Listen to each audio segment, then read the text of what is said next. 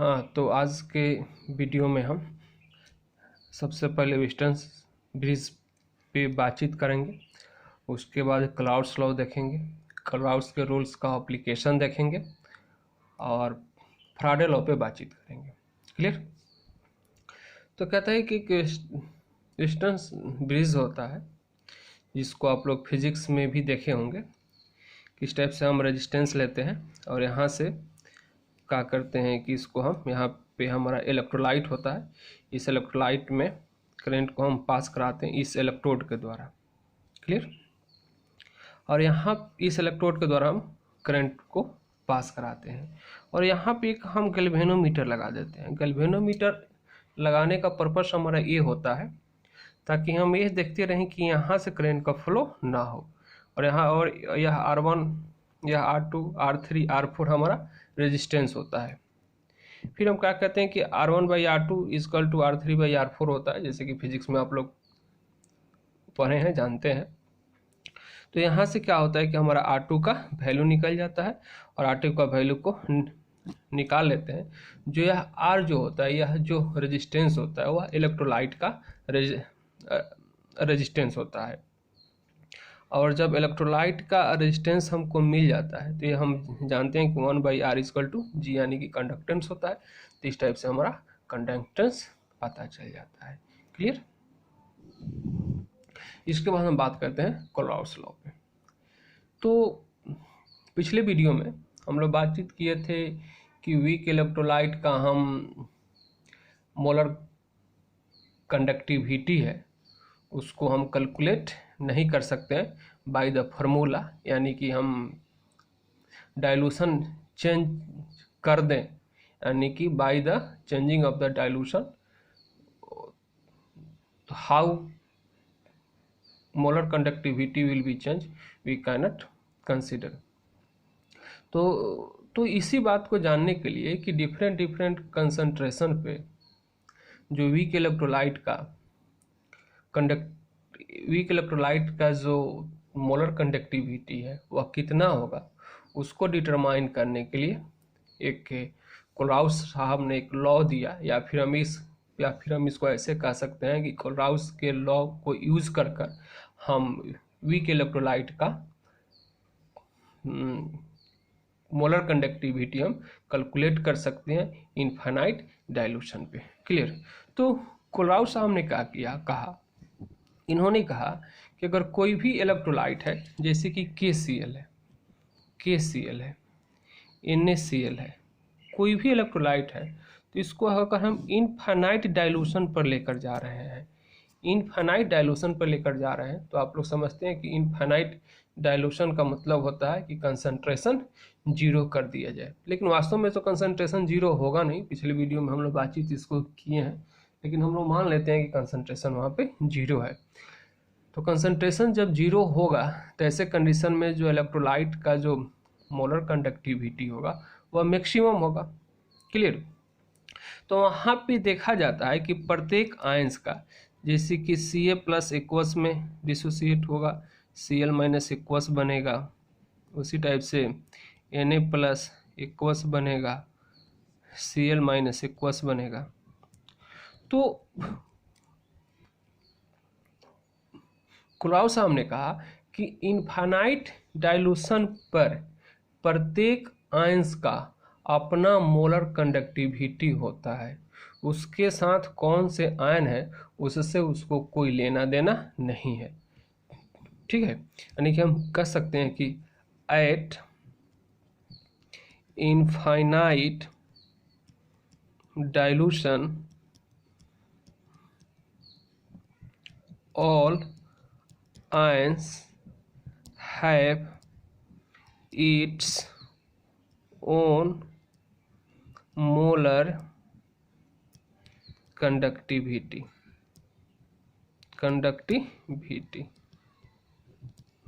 its molar conductivity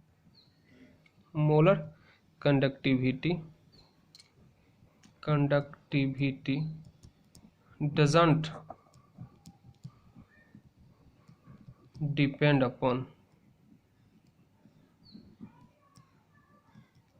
conjugate ion.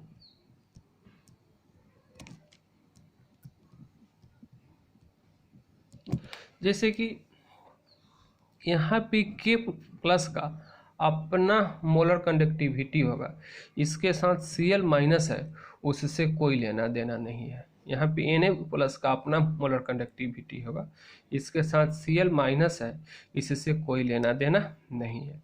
या फिर हम ये भी कह सकते हैं कि यहाँ पे जो KCl में Cl माइनस का जो मोलर कंडक्टिविटी होगा इनफाइनाइट डायलूशन पे, और NaCl में जो Cl माइनस का जो मोलर कंडक्टिविटी होगा इनफाइनाइट डायलूशन पे, ये दोनों आपस में इक्वल होंगे। यानी कि इन दोनों Cl माइनस आयन का मोलर कंडक्टिविटी जो होगा वो आपस में सेम होगा। क्लियर? इस बात को हम ऐसे भी कह सकते हैं कि total molar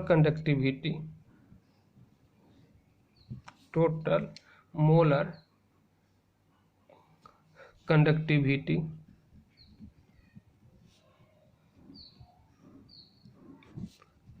of an electrolyte is equal to sum of molar conductivity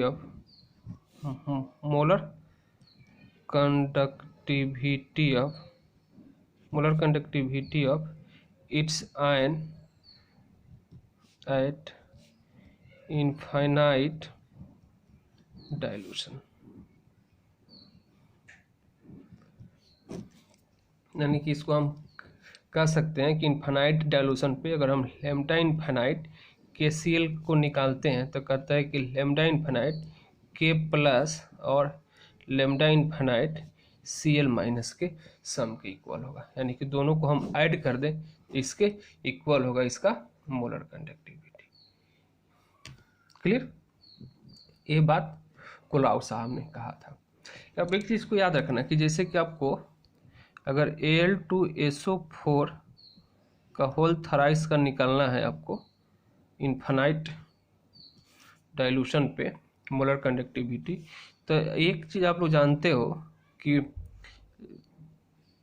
Al जो होता है वो +3 में डिसोसिएट करता है, लेकिन यहाँ पे 2Al है, तो 2Al का यहाँ पर आप लोग कंसिडर लेंगे। यानी कि इसका जो वैल्यू दिया होगा उसमें 2 से मल्टीप्लाई कर देंगे, और SO4 जो इस टाइप से डिसोसिएट होगा माइनस माइनस में, तो यहाँ पे 3 है, तो यहाँ पे 3 मोल्स से इसको मल्टीप्लाई करेंगे, तब इसको ऐसे ऐड करेंगे। क्लियर? एक एग्जांपल और लेते हैं, जैसे कि MgCl2 है, जिसका अगर हमको निकालना हो तो कैसे निकालेंगे, तो Mg प्लस प्लस एक हिट हुआ, इसका plus lambda naught 2Cl minus कर लेंगे। क्लियर? और इसका हम एप्लीकेशन देखते हैं, कोलराउस लॉ का application.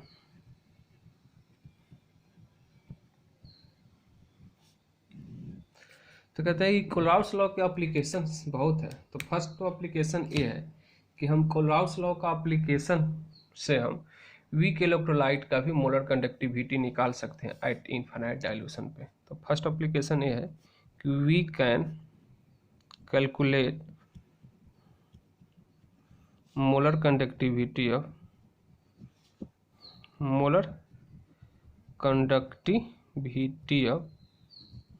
weak electrolyte molar conductivity of weak electrolyte at infinite dilution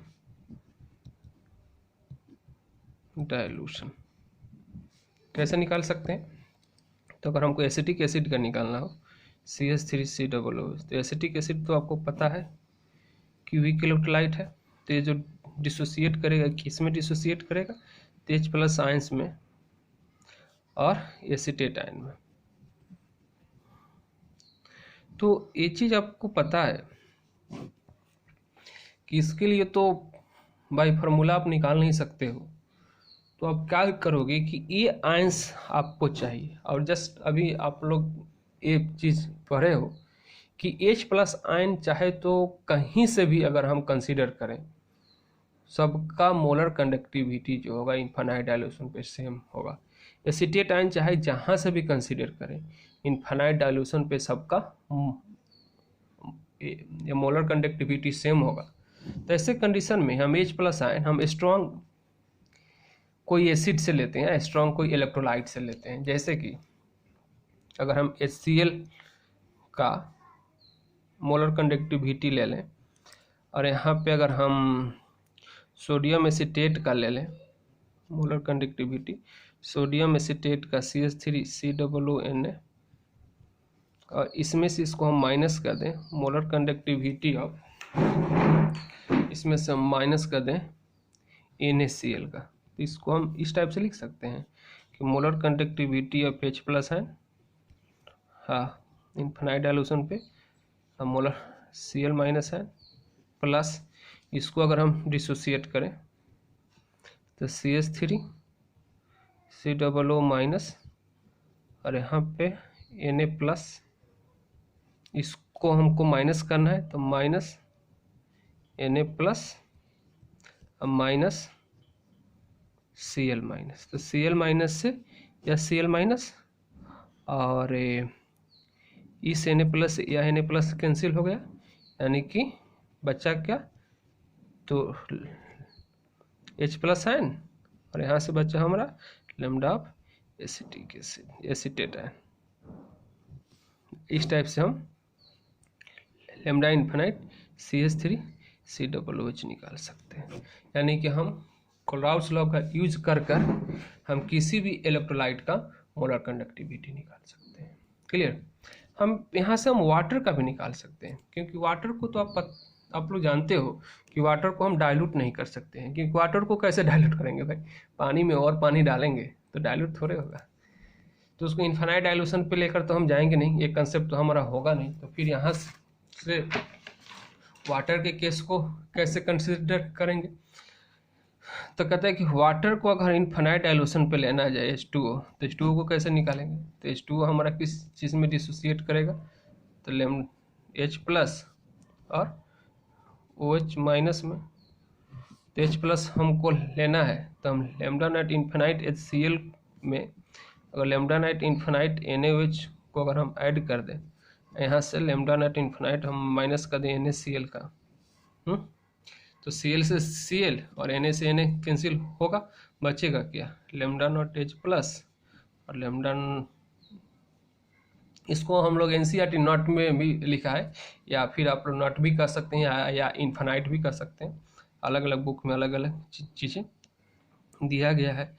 यहाँ पे OH-, यहाँ से आप लोग वाटर को भी निकाल सकते हैं। क्लियर। तो एक एप्लीकेशन ये रहा कि कोलराउट्स लॉ का यूज कर हम किसी भी वीक इलेक्ट्रोलाइट का या फिर वाटर का हम मोलर कंडक्टिविटी इनफाइनाइट डाइल्यूशन पे हम कैलकुलेट कर सकते हैं। दूसरा इसका एप्लीकेशन ये है, यह एग्जाम्पल 2 था। दूसरा एप्लीकेशन यह है कि कोलराउट्स लॉ को यूज कर हम डिग्री ऑफ डिसोसिएशन निकाल सकते हैं कि we can calculate degree of dissociation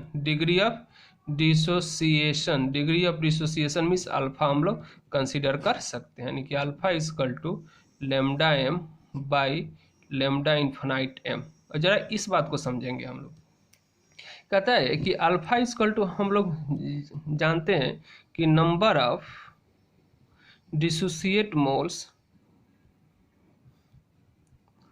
in equilibrium by total number of moles होता है। क्लियर। अब कहते हैं कि इसी बात को यहाँ पे अगर हम कंसिडर करें इसके बेसिस पे, तो हम कह सकते हैं कि लैम्डा m जो है हमारा वो एक खास कंसंट्रेशन पर मोलर कंडक्टिविटी है और लैम्डा इन्फिनाइट एम है, यह जो है यह मोलर कंडक्टिविटी है इन्फिनाइट डाइल्यूशन पे, यानी कि मैक्सिमम है। किसी भी आयंस में इससे ज़्यादा मोलर कंडक्टिविटी नहीं हो सकता, यानी कि टोटल नंबर ऑफ डिसोसिएशन मान टोटल ए हुआ और ए जो होगा वह कितना डिसोसिएट किया, यानी कि इस ये भी तो रिलेशन यही ना है कि कितना हाई बाई टोटल जो है वह अल्फा देता है। तो यहाँ से हम अल्फा का वैल्यू निकाल सकते हैं कलराउस लॉ को यूज कर। क्लियर। उसके बाद हम थर्ड पॉइंट की बात करें, कहता है कि जब अल्फा निकल जाता है तो हम इक्विलिब्रियम कांस्टेंट निकाल सकते हैं। We can calculate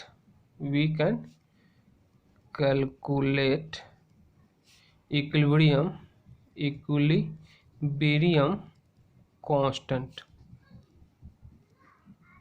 we can calculate equilibrium constant. तो कहता है कि इक्विलिब्रियम कांस्टेंट क्या है।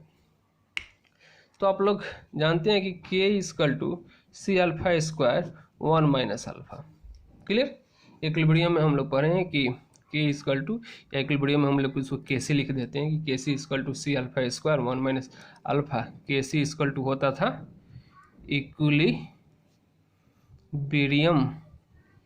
Constant, alpha equal to degree of dissociation और C equal to concentration. C equal to क्या होगा, कंसंट्रेशन होगा। क्लियर। और एक चीज हम आप लोग को यहाँ पे समझाना चाहेंगे कि इक्विलिब्रियम में हम लोग क्या करते थे कि KC equal to direct C alpha square हम लोग लिखते थे, 1 माइनस अल्फा को हम लोग इक्विलिब्रियम में नेग्लेक्ट कर देते थे। तो 1 माइनस अल्फा को इक्विलिब्रियम में नेग्लेक्ट हम लोग कर देते थे क्योंकि इक्विलिब्रियम में जो कुछ भी हम लोग स्टडी किए हैं वो सब का सब वीक इलेक्ट्रोलाइट पे स्टडी किए हैं, और वीक इलेक्ट्रोलाइट में अल्फा का वैल्यू जो होता है 1 से बहुत कम होता है, और 1 से बहुत कम होने के कारण हम इसको नेग्लेक्ट कर देते हैं। लेकिन इलेक्ट्रोकेमिस्ट्री में पढ़ते समय हम इसको नेग्लेक्ट नहीं करेंगे। इसलिए नेग्लेक्ट नहीं करेंगे अल्फा को क्योंकि यहाँ पे हम लोग को स्ट्रॉन्ग इलेक्ट्रोलाइट भी कंसिडर करना पड़ता है। क्लियर। तो 1 माइनस अल्फा हमको कंसिडर करना पड़ेगा, 1 माइनस अल्फा हमको लिखना पड़ेगा। क्लियर। उसके बाद कहता है कि हम लोग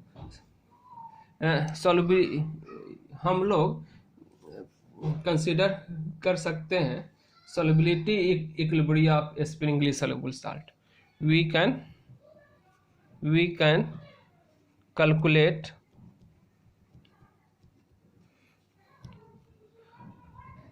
solubility equilibrium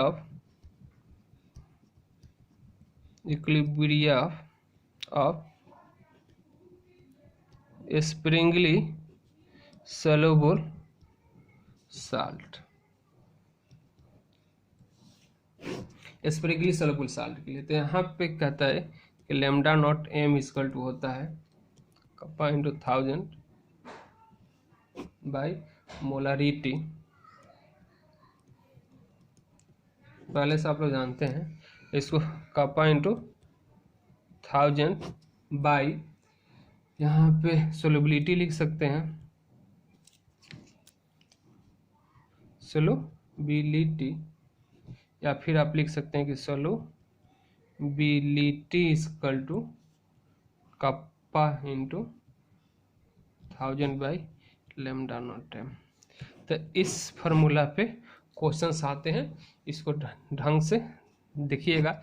इसको हम KSP भी लिखते हैं कि KSP equal to kappa into 1000 by lambda naught M.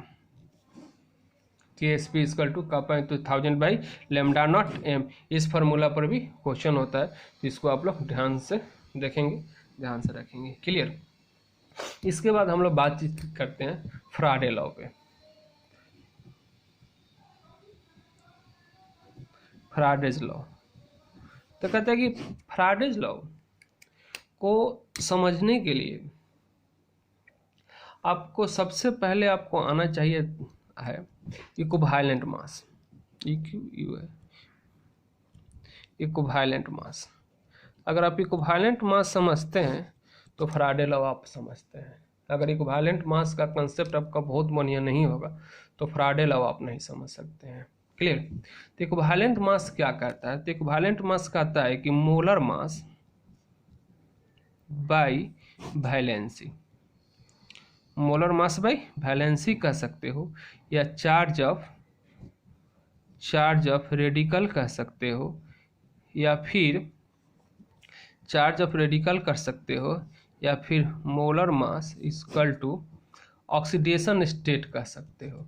कि अगर किसी कंपाउंड में किसी एलिमेंट का ऑक्सीडेशन स्टेट क्या है, कैसे है, तो वहाँ से हम इक्विवेलेंट मास निकाल लेते हैं। और जैसे ही इक्विवेलेंट मास अगर आप आसानी से निकाल सकते हो, किसी भी एलिमेंट्स का इक्विवेलेंट मास देकर आप समझ सकते हो, चाहे वो तो फ्री स्टेट में हो या कंबाइंड स्टेट में हो, तो उसके बाद ये चीज़ आपके लिए आसान नहीं हो जाएगी। तो पहले हम इक्विवेलेंट मास पे बात करते हैं, उसके बाद हम फैराडे लॉ पे आते हैं। क्लियर।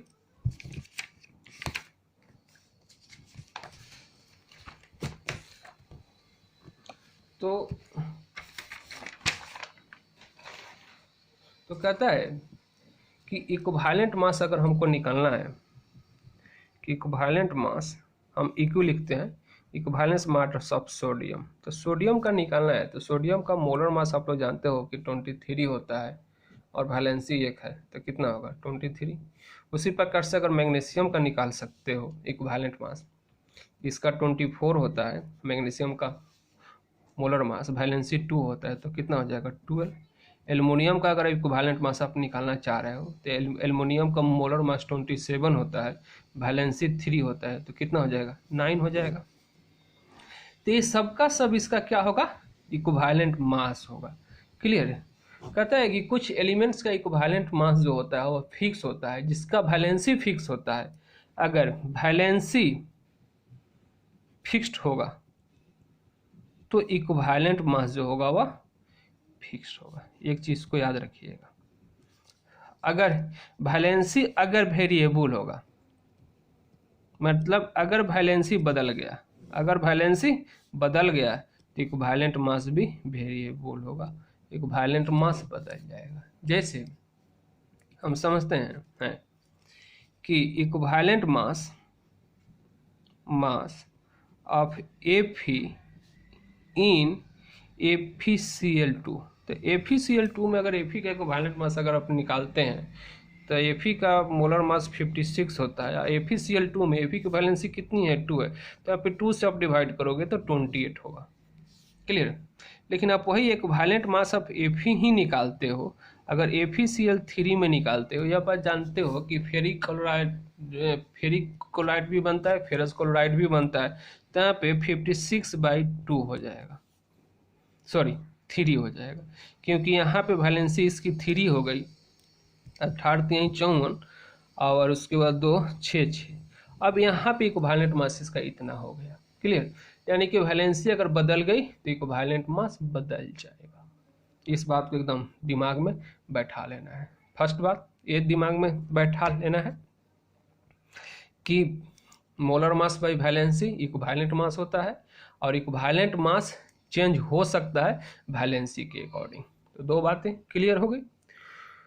उसके बाद कुछ से अगर कंपाउंड में देखकर भी बोल सकते हैं कि AgCl है, तो AgCl में Ag का AgCl में Ag का वैलेंसी फैक्टर कितना है 1 है, तो वैलेंसी फैक्टर अगर 1 हो गया, वैलेंसी 1 हो गया, तो ऐसे कंडीशन में जो इक्विवेलेंट मास होता है वही मोलर मास होता है, या फिर जो मोलर मास होता है वही इक्विवेलेंट मास होता है। तो कंपाउंड को देखकर आपको वैलेंसी समझ में आनी चाहिए। जैसे कि MgSO4 है, तो MgSO4 है, तो Mg का यहाँ पे कितना चार्ज है +2 चार्ज है, तो यहाँ पे अगर Mg का निकालना हो तो 24/2 करेंगे।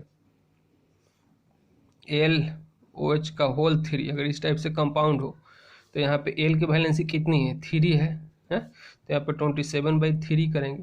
यानी कि ये चीज़ आपको आना चाहिए इक्विवेलेंट मास। तो आई होप कि जितना हम लोग एग्जाम्पल लिए हैं इस एग्जाम्पल से आप समझ गए होंगे। क्लियर। उसके बाद एक नोट हम लिखते हैं, इस नोट को आप लोग हमेशा याद रखिएगा। अगर आप इस चीज़ इस चीज़ को अगर याद रखते हैं तो समझिए कि आपके लिए फैराडे का फर्स्ट लॉ और सेकंड लॉ कुछ नहीं है। यानी कि एक ही लाइन में, अभी जो लाइन लिखने जा रहे हैं इसी लाइन में से फैराडे का फर्स्ट लॉ का भी एक्सप्लेनेशन हो जाएगा और फैराडे के सेकंड लॉ का भी एक्सप्लेनेशन हो जाएगा। तो कहता है कि if we give 1 Faraday charge, if we give 1 Faraday charge, 1 gram equivalent, 1 gram equivalent mass of a substance, 1 gram equivalent mass of a substance dissociate और डिकम्पोज, डिसोसिएट करेगा या डिकम्पोज करेगा। जैसे अगर हमने क्या किया कि यहाँ पे हमने CuSO4, यहाँ पे हमने CuSO4 का एक्वस सॉल्यूशन लिया और यहाँ पे सपोर्टेड कि कोई इनर्ट इलेक्ट्रोड है। इनर्ट इलेक्ट्रोड का मतलब होता है कि वह ऐसा इलेक्ट्रोड जो अपने आप कोई रिएक्शन ना करे, जिसमें पॉजिटिव नेगेटिव जो हम ऐड करेंगे उसी के अकॉर्डिंग रिएक्शन होगा, उसको हम इनर्ट इलेक्ट्रोड कहेंगे। इसको हमने पॉजिटिव से जोड़ा, इसको नेगेटिव से। अब यह जो सेल है वह इलेक्ट्रोलाइटिक सेल है। तो इलेक्ट्रोलाइटिक सेल में जो पॉजिटिव होता है या एनोड होता है और जो नेगेटिव होता है या कैथोड होता है। तो कहता है कि CuSO4 में पहले कि CuSO4 अगर का एक्वस सॉल्यूशन अगर हम लिए हैं तो Cu++ एक्वस में और SO4 माइनस एक्वस में यह डिसोसिएट हो जाएगा। क्लियर। और यह Cu क्या होगा कि Cu++ एक्वस 2 इलेक्ट्रॉन को गेन करेगा, यानी कि Cu++ आयंस जो यहाँ पे है यहाँ पे आकर चिपक जाएंगे। कहाँ पे? कैथोड पे। यानी कि कैथोड पे यह रिएक्शन होगा। कहाँ पे होगा? कैथोड पे, और Cu सॉलिड में जाकर कन्वर्ट हो जाएगा। क्लियर। तो कहता है कि 1 फैराडे चार्ज दें हम, 1 फैराडे चार्ज दें तो कितना Cu जाके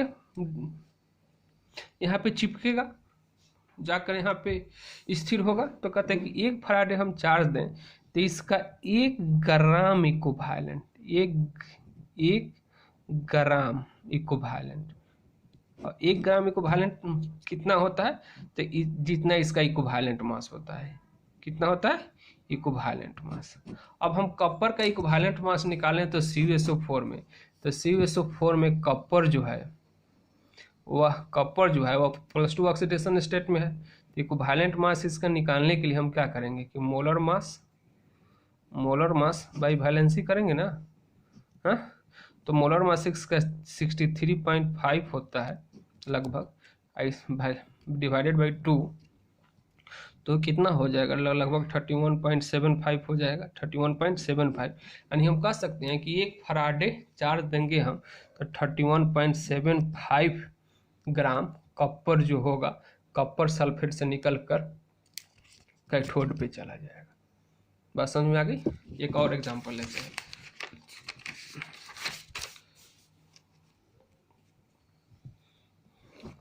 जैसे कि एक और एग्जांपल हमने लिया कि सपोज दैट यहाँ पे हम MgSO4 का सॉल्यूशन लिए। किसका सॉल्यूशन लिए? MgSO4 का एक्वस सॉल्यूशन लिए। तो यहाँ पे Mg++ है और SO4 माइनस है एक्वस फॉर्म में। इसको हमने पॉजिटिव, इसको नेगेटिव। पॉजिटिव यहाँ पे क्या होगा? एनोड होगा, नेगेटिव क्या होगा? कैथोड होगा। तो क्या होगा कि Mg++ का होगा, कैथोड पे जाएगा, 2 इलेक्ट्रॉन लेगा और Mg में कन्वर्ट होगा। क्लियर। तो कहता है कि 1 फैराडे अगर हम चार्ज दें तो कितना Mg? तो उतना ही Mg होगा जितना कि Mg का इक्विवेलेंट मास है। Mg का इक्विवेलेंट मास है, इक्विवेलेंट मास ही 1 ग्राम इक्विवेलेंट होता है। तो mg का इक्विवेलेंट मास कितना है? तो mg का इक्विवेलेंट मास कितना है? तो mg का इक्विवेलेंट मास कितना है? 12 ग्राम है। पहले हम लोगों ने देख लिया था निकाल कर। यानी कि एक बात हम समझ गए कि 1 फराडे चार्ज दें तो 12 ग्राम mg, 1 फराडे चार्ज दें तो कॉपर 31.75 ग्राम, 31.75 ग्राम। उसी प्रकार से 1 फराडे चार्ज दें तो सोडियम की अगर हम बात करें, यह mg के लिए बात हो रहा है, यह कॉपर के लिए है। अगर सोडियम के लिए बात करें तो सोडियम कितना होगा? 23 ग्राम। अगर 1 फराडे का चार्ज दें तो एल्युमिनियम कितना होगा? 9 ग्राम। यानी कि 1 फराडे चार्ज तो 1 इक्विवेलेंट मास डिसोसिएट होगा या डिकम्पोज होगा। तो ये बात समझ में आ गई। और ये बात अगर समझ में आ गई तो यहीं से आपका फराडे का फर्स्ट लॉ भी निकल गया, सेकेंड लॉ भी निकल गया। कैसे निकल गया? ध्यान दीजिए। चलिए हम फर्स्ट लॉ की बात करते हैं। Faraday first law, first law of Faraday. तो फर्स्ट लॉ ऑफ फराडे क्या कहता है, इस बात को डिफाइन करने से पहले इस बात को थोड़ा सा हम यहाँ पे समझें। इसको हम थोड़ा सा ऐसे समझें कि 1 फराडे चार्ज से 23 ग्राम सोडियम निकल रहा है, तो 2 फराडे चार्ज दें तो 46 ग्राम सोडियम निकलेगा। यानी कि जितना अधिक चार्ज देंगे उतना ही अधिक मास निकलेगा। तो फराडे का फर्स्ट लॉ क्लियर होगा। क्लियर? कहता है कि कहता है कि as well as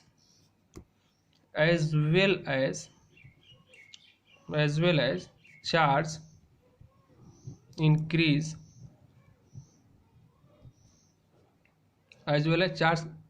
increase, dissociate mass increase. जैसे जैसे चार्ज हम बढ़ाएंगे तो उतना ही अधिक मास डिसोसिएट होगा। इसका फर्स्ट लॉ है। सेकेंड लॉ भी कहता है कि उसका मास अधिक मिलेगा। सेकेंड लॉ यहीं पे हम समझा देते हैं, आगे में इसको डिफाइन करेंगे। कहते हैं कि 1 फराडे चार्ज दिए तो मैग्नीशियम कितना मिला? 12 ग्राम। सोडियम कितना मिला? 23 ग्राम। एल्युमिनियम कितना मिला? 9 ग्राम। यानी कि हम कह सकते हैं कि अगर हम इक्वल अमाउंट ऑफ चार्ज दें तो सब्सटेंस का मास ज़्यादा मिलेगा जिसका इक्विवेलेंट मास ज़्यादा होगा। जिसका इक्विवेलेंट मास ज़्यादा है, जैसे कि सोडियम का यहाँ पे इक्विवेलेंट मास कितना है? 23, तो 1 फराडे से वो 23 निकलेगा। एल्युमिनियम का कितना है? 9, तो 1 फराडे से एल्युमिनियम कितना निकलेगा? 9 ग्राम। यानी कि इक्वल अमाउंट ऑफ चार्ज दिया जाए तो उसका मास ज़्यादा मिलेगा जिसका इक्विवेलेंट मास ज़्यादा है। तो इसी पे आपको फराडे का फर्स्ट लॉ भी क्लियर हो जाता है, सेकेंड लॉ। बस हम इसको अब मैथमेटिकली समझ लें तो हम लिख सकते हैं कि M directly proportional Q। M क्या है? मास है। कौन सा मास है? जो डिसोसिएट हो रहा है या डिकम्पोज हो रहा है या डिपोजिट हो रहा है। डिपोजिट हो रहा है इलेक्ट्रिक करंट देने के बाद। Q आप लोग जानते हो कि Q इक्वल टू क्या है? चार्ज है। क्लियर? तो M इक्वल टू प्रोपोर्शनल का साइन हटा देंगे तो ZQ लिख सकते हैं। Z एक कांस्टेंट है जिसको हम इलेक्ट्रोकेमिकल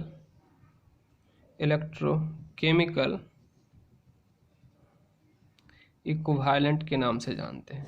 याद रखिए, रखा जाएगा, थोड़ा सा लंबा नाम है। इलेक्ट्रोकेमिकल इक्विवेलेंट के नाम से हम लोग जानते हैं। तो M इक्वल टू Z। तो कहता है कि Q इक्वल टू IT होता है।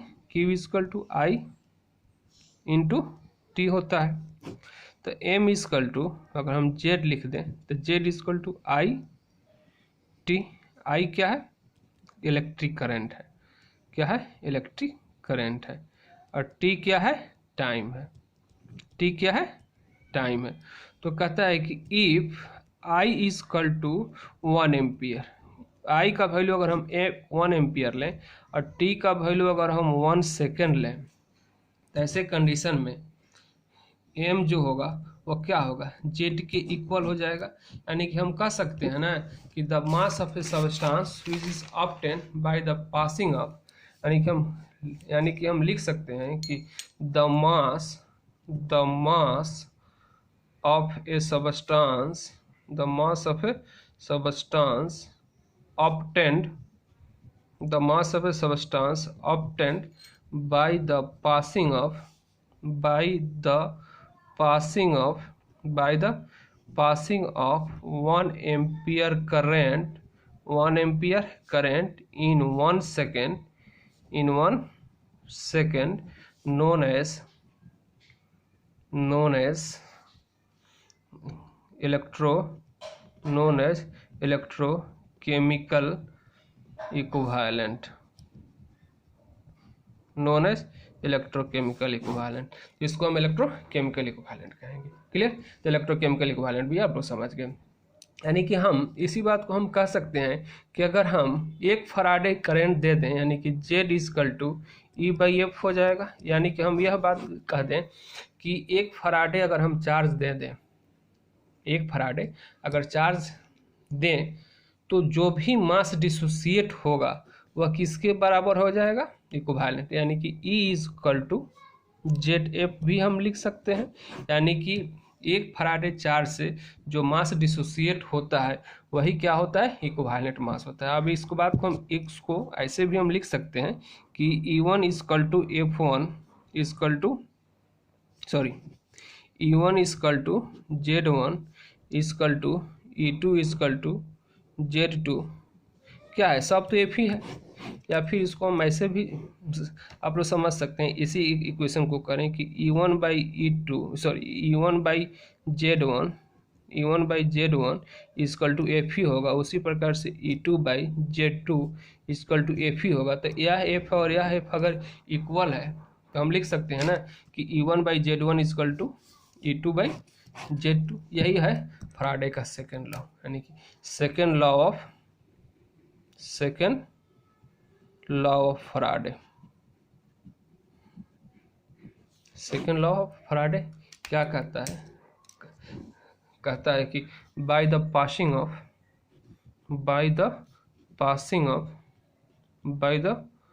पासिंग ऑफ इलेक्ट्रिक चार्ज, चाहे इलेक्ट्रिक करंट, बात देखी हुआ इलेक्ट्रिक चार्ज और electric current by the passing of electric charge या electric current in equal amount mass of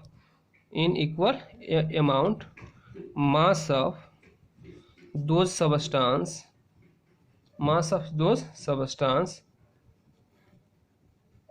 dissociate or deposit in more amount having more